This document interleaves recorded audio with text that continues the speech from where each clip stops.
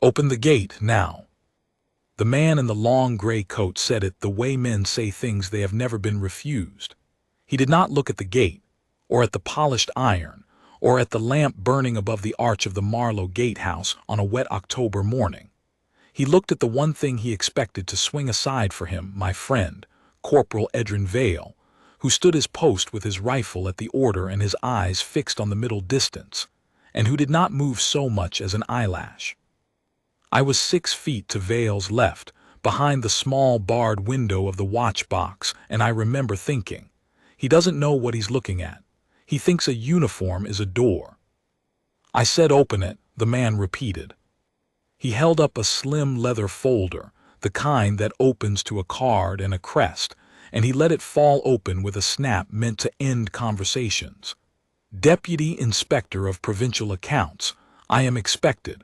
I do not wait in the rain like a delivery boy." Vale did not answer. Vale was not permitted to answer, not at that post, not without the duty officer present, and the man in the gray coat knew it. That is the part people never understand about my friend's silence. It was not stubbornness. It was the rule, the same rule that protected the man's own life if he had only understood it, the same rule that had kept that gate honest for 200 years. Vale's stillness was the law standing upright in the shape of a man. The deputy inspector did not see a law, he saw insolence. My name is Tomas Rayer, and on that morning I had 11 years in the KingsGuard of the House of Aldermere, a wholly fictional house in a country you will not find on any map, which is exactly how I want it, because what I am about to tell you is true in the way that matters and false in every name. I had stood the Marlow gatehouse beside Edrin Vale for 3 of those years. I had seen tourists try to make him laugh, and I had seen a drunk swing at him once and miss and break his own hand on the railing, and I had seen a small girl in a yellow coat salute him so seriously that he very nearly smiled. I had seen everything that gate could throw at a man. I had never, until that morning, seen a man arrest one of us for standing still. "You," the deputy inspector turned finally to the watch box to me. His face was smooth and well-fed and entirely without doubt.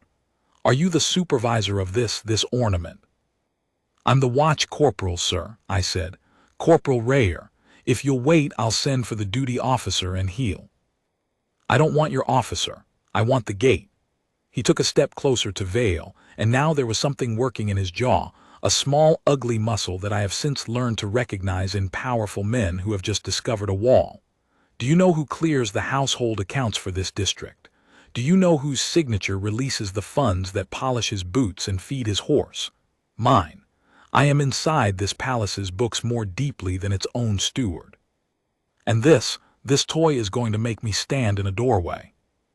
"It isn't a refusal of you, sir," I said, and I kept my voice level the way you keep your voice level when you are standing between a fire and a man who has not noticed he is holding a match. "It's the standing order. No one passes the inner gate without the duty officer's say. Not the steward, not the colonel, not the king himself without his own escort. The corporal isn't allowed to wave you through. He'd be on a charge if he did." I had thought that would settle it. I had thought surely a man whose whole power was paperwork would understand a rule. It was the worst thing I could have said. Because the deputy inspector heard in those words that the gate would obey a rule but not obey him, and to a certain kind of man that is the deepest insult there is. His face did not redden. It went still and smooth and cold the way water goes still before it freezes. He looked at Vale for a long moment. Then he reached up slowly, and with 2 manicured fingers he flicked the chinstrap of Vale's bearskin, a small contemptuous tap, the way you might flick the ear of a statue to prove it cannot feel. Vale did not move.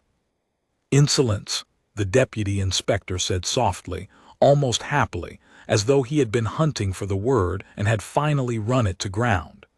"Insubordination to a crown officer in the lawful execution of his duties. I have witnesses." He turned in the rain and looked at the small knot of people who had stopped on the wet cobbles beyond the bollards, 2 tourists with their phones already up, an old man with a newspaper, a delivery rider straddling his idling bicycle. You all saw it. This soldier refused a lawful order and offered me physical insolence. He didn't touch you, I said, and I could hear my own pulse now. Sir, you touched him. He ignored me as if I were weather. From inside the gray coat he produced a second thing, not a card this time, but a folded form, a printed warrant of detention with a seal already stamped in the corner, blank where a name should go, and I understood in one cold drop of the stomach that he had come here that morning carrying an arrest in his pocket the way another man carries an umbrella. He had not lost his temper. He had brought the weather with him. "Constable," he called without turning his head, and from the edge of the crowd a man in the brown of the provincial constabulary detached himself and came forward at a half-jog, buttoning his collar, a young one, frightened of the coat and not yet wise enough to be frightened of the gate. "This guardsman is under arrest. Cuff him and take him to the district lockup. I'll lay the charge myself within the hour." The constable looked at Vale. He looked at me. He looked, I will never forget it, at the gate itself, at the great gilded crest of the House of Aldermere worked into the iron above us, as if the metal might tell him what to do. "Sir," the constable said, he's a KingsGuard, sir, on his post. I don't think I can." "You can and you will, or you will be on a charge beside him." The deputy inspector smiled, and it was a terrible thing, that smile, because it was perfectly calm. "Rank, constable, learn it young. Rank outranks everything. It outranks his pretty rifle and his 200 years of standing about. Now do your job." And here is the thing I have turned over in my mind every day since. I could have stepped out of the watch box. I could have put myself between them. Vale was my friend. I had carried his pack on a 40-mile march once when his ankle gave out, and he had carried mine twice. Every instinct I owned was screaming at me to come out through that little door and stand in front of him and make them go through me first. But I did not, because the rule that held Vale still held me too, and the rule was wiser than my anger. I did not leave my post. I lifted the field telephone off its hook, and I turned the crank, and while the young constable's shaking hands closed the cuffs around the wrists of a man who had committed no crime but obedience, I spoke 4 words into the receiver that would, in the next 90 minutes, bring the whole weight of an institution down on the head of the Deputy Inspector of Provincial Accounts. "Duty officer to Marlowe, now." The line crackled. A voice answered, bored, the voice of Sergeant Holt, who had 30 years and a bad knee and had heard every false alarm the gate could produce. "What have you got, Rayer?" "A Crown officer has placed Corporal Vale under arrest on his post," I said. "Insolence. There's a constabulary man putting cuffs on him as I speak. I need you, and I need the duty register, and I need it on the wire to the orderly room." There was a silence on the line that lasted perhaps 2 seconds, and in that silence I heard 30 years of soldiering change gears. When Holt spoke again, the boredom was gone and something flat and very fast had taken its place. "Don't let them take him off the forecourt. Stall, I'm coming." And Rayer, the smallest pause, logged the time. I looked at the clock above the watchbox window. 9 minutes past 7. I wrote it down. I have that page still. Out on the cobbles, the deputy inspector was buttoning his coat against the rain, pleased, already turning toward the lane where a black car waited with its engine running. He had what he wanted now. Not entry. He had discovered the gate would not give him entry, and he had decided that if he could not have the thing he would have the man instead, would carry off a piece of the institution that had refused him and break it in a cell to prove that he could. The cuffs were a kind of theft. "Sir," the young constable said, "and I will give him this." His voice was sick with what he was doing even as he did it. "Where am I? Which lockup, sir? I'll need to log him in." "District, the one on Fenn Street. Tell them he's mine and no one bails him without my word." The deputy inspector did not even look back. "And take that absurd hat off him. He's not a soldier in a cell. He's a prisoner." That was the moment Vale moved. Not to fight, never that, not Edrin Vale. Not in 11 years would I see that man so much as raise his voice in anger. He moved the way the law moves, which is slowly and without heat and entirely without giving way. He had let the cuffs go on. He had let them turn him from his post, because a guardsman taken by lawful authority does not brawl on the forecourt of the king's own gate like a tavern drunk. That, too, was the rule, and the rule was wiser than his pride. But when the deputy inspector ordered the bearskin stripped from his head, Vale spoke for the first and only time that morning, and he spoke quietly, so that I, 6 feet away, barely caught it.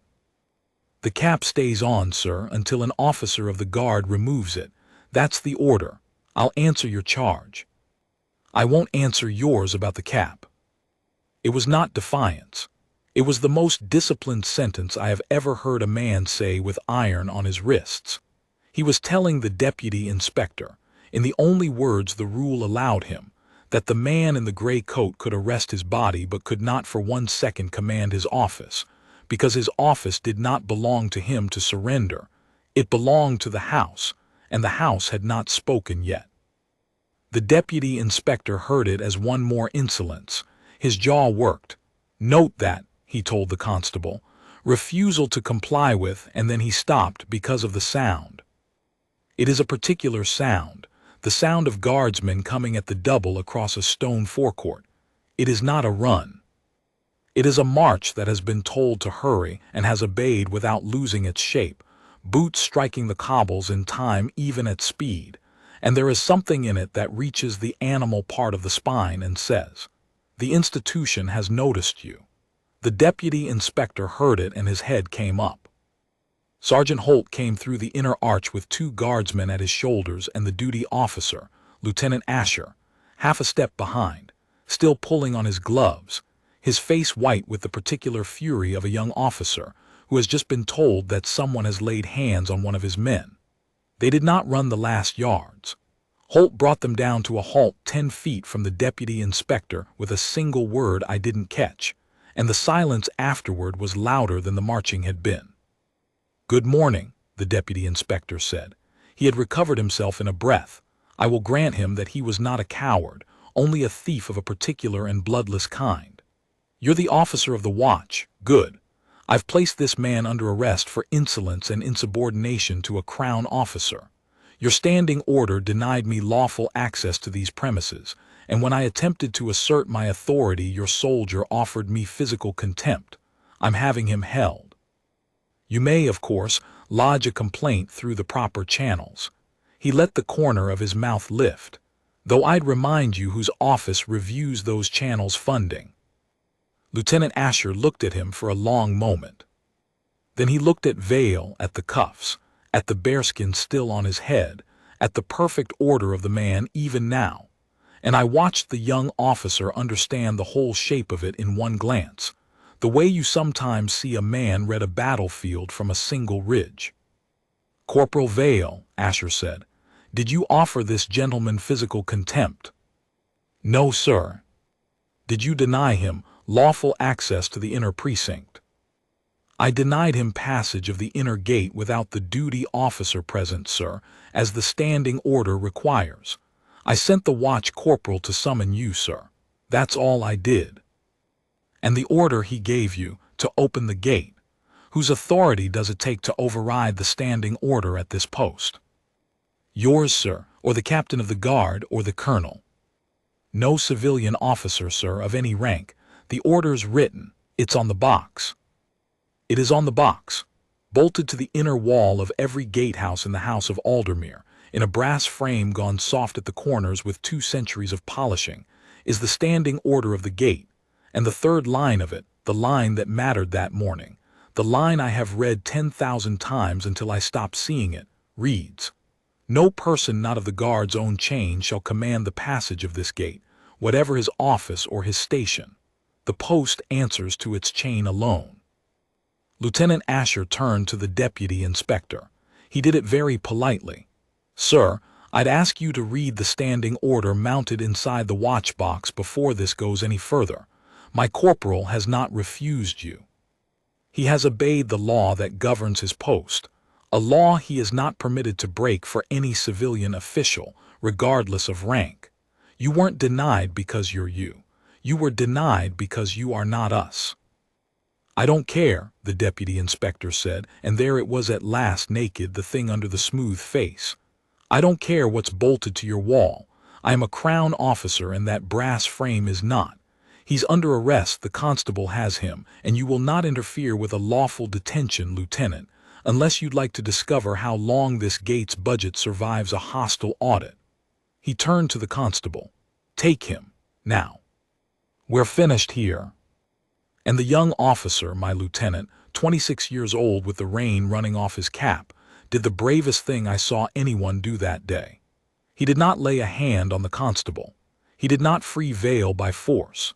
He stepped back, and he let the lawful detention proceed, because to obstruct it would have been to become the very thing he despised, a man who thought his own authority outranked the law. But as he stepped back, he said, loud and clear, and meant for every phone in that crowd to catch, let the record show that the duty officer of the Marlow Gatehouse does not consent to this charge, considers it false, and is referring it this hour to the Colonel of the Guard and the office of the Household Marshal. Corporal Vale, keep your cap on. That's an order from your chain. The deputy inspector smiled all the way to his black car. He thought he had won.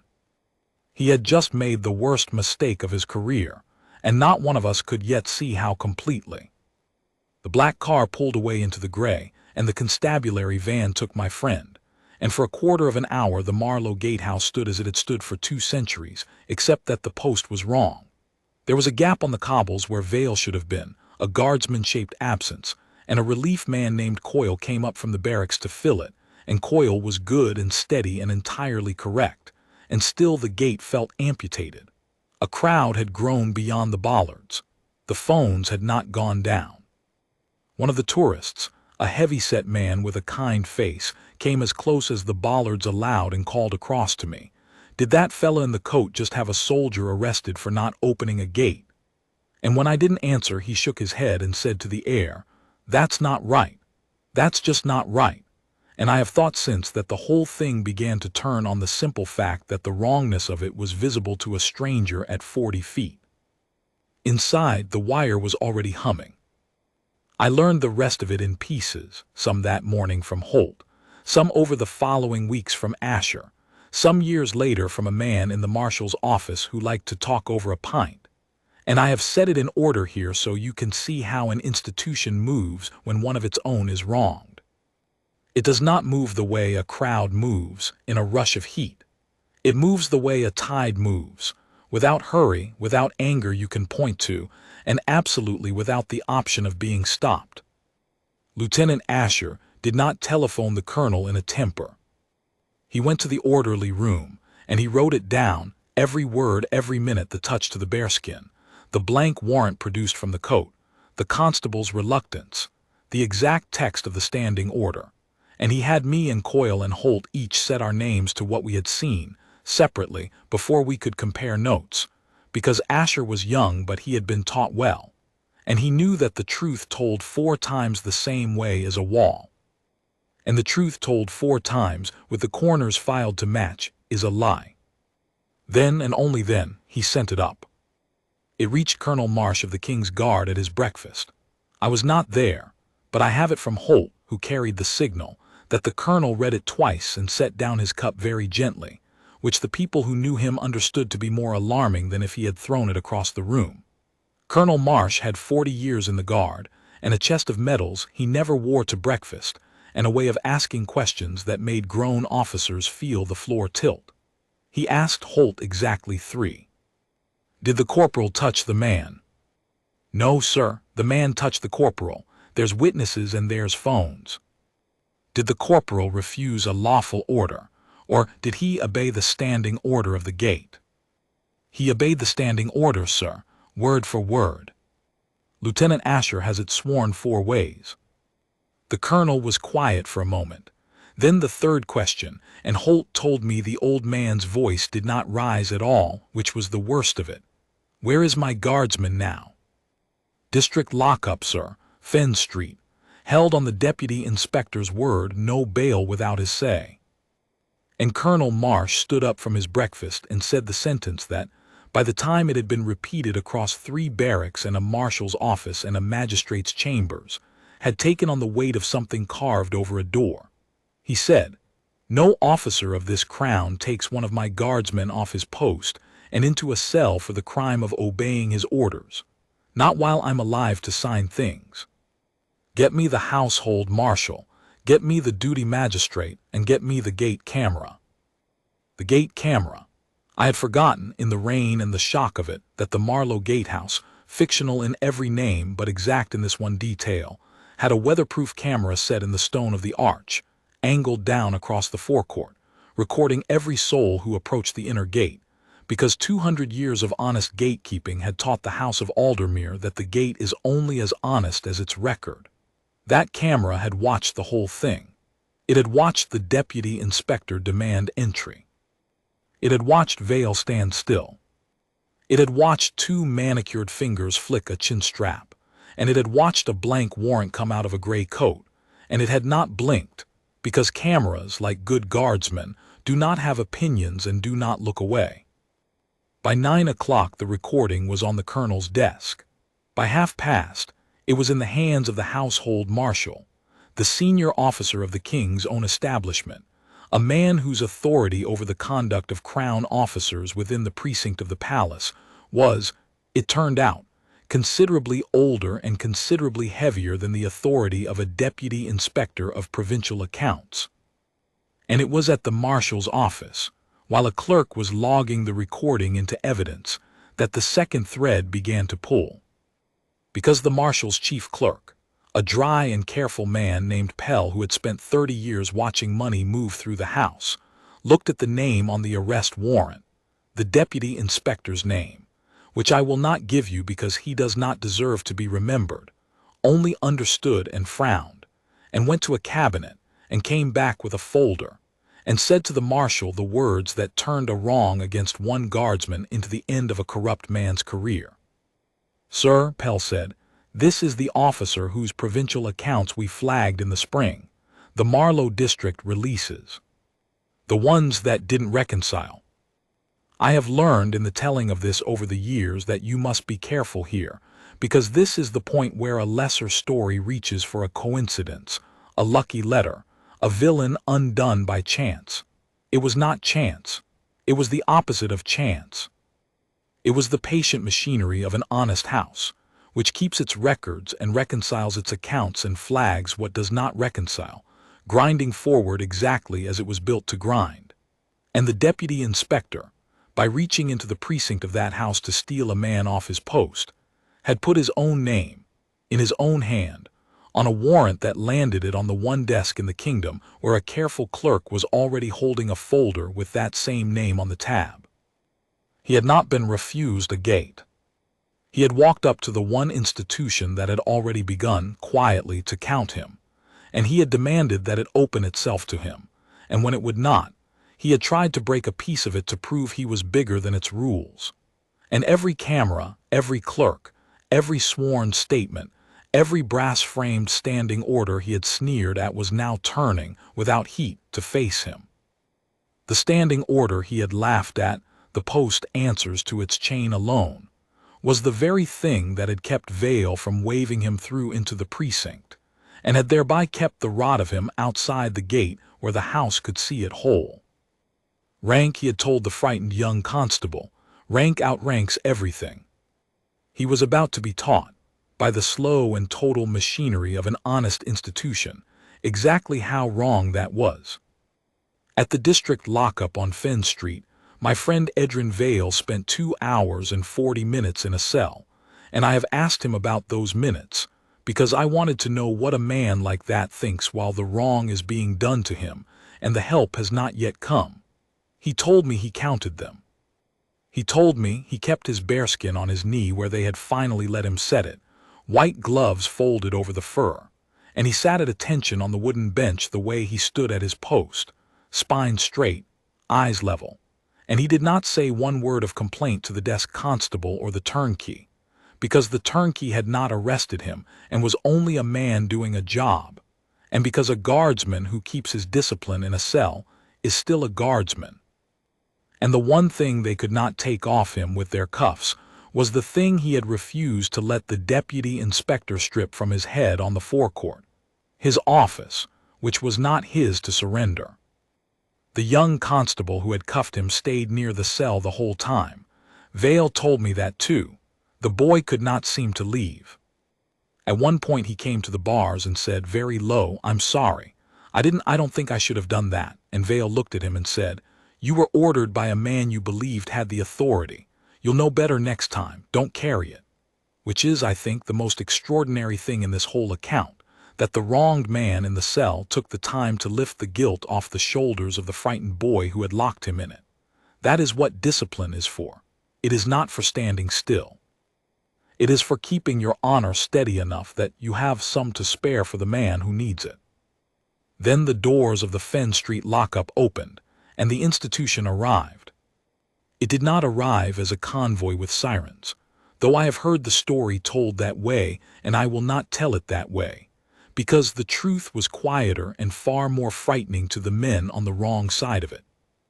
It arrived as the household marshal's deputy, a colorless senior officer in a plain dark coat, accompanied by the duty magistrate of the district and 2 clerks carrying boxes, and a single sergeant of the KingsGuard, Holt, standing 1 pace behind with his cap under his arm and an expression like a closed door. They did not shout. They did not need to.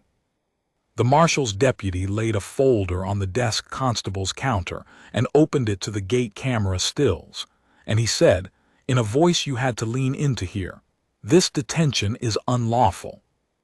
The man you are holding is a serving guardsman of the king's establishment, arrested on his post for obeying a standing order of 200 years' authority by a crown officer who had no power to command that post and who is himself the subject of an open accounts inquiry by this office. The magistrate has voided the charge. Release Corporal Vale to his sergeant. Now." And the desk constable, who had spent the morning being told that rank outranks everything, looked at the marshal's deputy and at the magistrate and at the sergeant of the guard and at the boxes of evidence, and discovered what rank actually is when it stands inside an institution that has decided to move. It is not a man's coat. It is the chain, whole and unbroken, from the gate to the colonel to the marshal to the magistrate, every link doing its plain duty in order. And against that, a deputy inspector with a blank warrant in his pocket is a man shouting at the sea. They brought Vale out. Holt put the bearskin back on his head himself, an officer of the guard removing and replacing the cap, exactly as the order required, so that even my friend's release was done by the book, and the 2 of them walked out of the Fen Street lockup and into the rain, and the small crowd that had followed the van across the city, the tourists and the heavyset man with the kind face and a dozen others, began, without any one of them starting it, to clap. Vale did not acknowledge it. He came to attention on the wet pavement, faced the marshal's deputy, and asked the only question he had asked all day that was his own. "Sir, am I permitted to return to my post?" "You are, Corporal," the marshal's deputy said. "Your chain never left you. We only came to make that plain. Your chain never left you. I have repeated that to younger men 100 times since on bad nights when the wrong has been done and the help has not yet come, and a man wonders whether the institution he serves will stand for him the way he stands for it. Your chain never left you. It is the whole promise of the thing. The guardsman holds the line for the house, and when the house is honest, the house holds the line for the guardsman. Break either half and you have nothing, a uniform on an empty oath.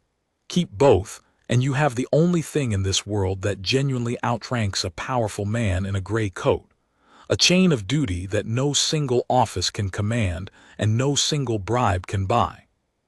The deputy inspector learned this in a paneled room that same afternoon, and I was there for it, because the marshal's office had asked the watch corporal, who logged the time to attend and confirm the record. I sat at the back with my cap on my knee, and I watched a powerful man find the bottom of his power. He came in still confident. He had spent the morning, I imagine, certain that the gate's complaint would die in some channel he controlled, throttled by the funding line he had waved at us like a knife. He had not understood that he had stepped, that morning, out of the channels he controlled and into the precinct of the king's own household, where his funding line meant precisely nothing, and where the marshal answered to the crown and the crown does not audit. He walked into that room a deputy inspector of provincial accounts. He had perhaps 10 minutes left of being one. The household marshal himself took the chair, an old, spare man with a stillness that I recognized, because it was the same stillness Vale wore at the gate, the stillness of a man who is the law standing upright. He did not raise his voice once. He laid out the gate camera footage. He laid out the 4 sworn statements. He laid out the blank pre-stamped warrant, which the deputy inspector had carried to a peaceful gate that morning, and asked him mildly to explain why a man comes to request lawful entry already carrying an arrest with no name on it. And then, when the deputy inspector began to bluster about insolence and authority and the budget of the gate, the marshal opened the second folder, the one Pell the clerk had pulled from the cabinet, and the room went very quiet. "Deputy Inspector," the marshal said, in that mild voice that never once rose, "this office flagged 11 releases against the Marlow district accounts in the spring. Funds that left the books under your signature and did not arrive where the books say they went. We had questions. We were, in fact, in the slow and proper process of arranging to put those questions to you, through the channels you reminded my lieutenant this morning that your office reviews." He turned a page. "And then this morning you walked up to the gate of this very household, the one place where those channels do not run through you, and you tried to force your way inside, and when a guardsman would not let you pass without his officer present, you had him arrested and carried to a cell." The marshal looked up, and for the first time something moved behind the old man's stillness, not anger, something colder and more final.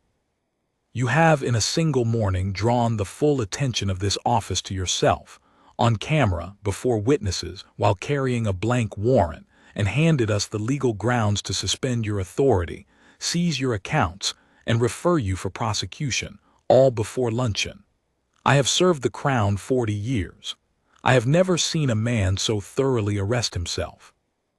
The deputy inspector did not answer. The smoothness was gone from his face. I watched it go, watched the certainty drain out of him the way water drains from a cracked cup, and I will tell you that I felt no joy in it, only a kind of solemn correctness, the feeling you get when a heavy thing that has been leaning at a wrong angle for a long time finally comes down where it was always going to come down. He was suspended that hour. His signature was lifted from the district accounts before he left the building. Within the month, the 11 flagged releases became a great many more, because once the marshal's clerks had cause to open the books in earnest, the rot ran deeper than anyone above the rank of Pell had guessed. And within the year, the deputy inspector of provincial accounts was a deputy inspector of nothing, a disgraced man on a charge sheet, his name struck from the rolls of crown officers, his power proven to have been a borrowed coat all along. He never set foot near the Marlow gatehouse again. The standing order he had laughed at, the post answers to its chain alone, outlived his career by a comfortable margin, and outlives it still. But I am getting ahead of the part that matters, because the part that matters is not the man's fall. A corrupt official falling is only arithmetic catching up with him. The part that matters happened back at the gate, that same wet afternoon, and it is the reason I have told you all of this. Edrin Vale returned to his post at 14 minutes past 3. I logged that time, too. He came up through the inner arch with Holt at his side, and the relief man Coyle stepped aside for him, and Vale took his place on the worn flagstone where 2 centuries of guardsmen had stood before him, and he brought his rifle to the order, and he fixed his eyes on the middle distance, and he became, once more, a man who does not move. That was all, that was everything. The crowd was still there. The phones were still up. They had expected, I think, some sign, a word, a nod, A moment where the man who had been wronged acknowledged that he had been wronged and was now restored. They got nothing. They got a guardsman standing his post exactly as he had stood it that morning before the man in the gray coat ever spoke, as though the cell and the cuffs and the long cold hours on the wooden bench had happened to some other man entirely. And slowly, the crowd understood that the nothing was the whole point.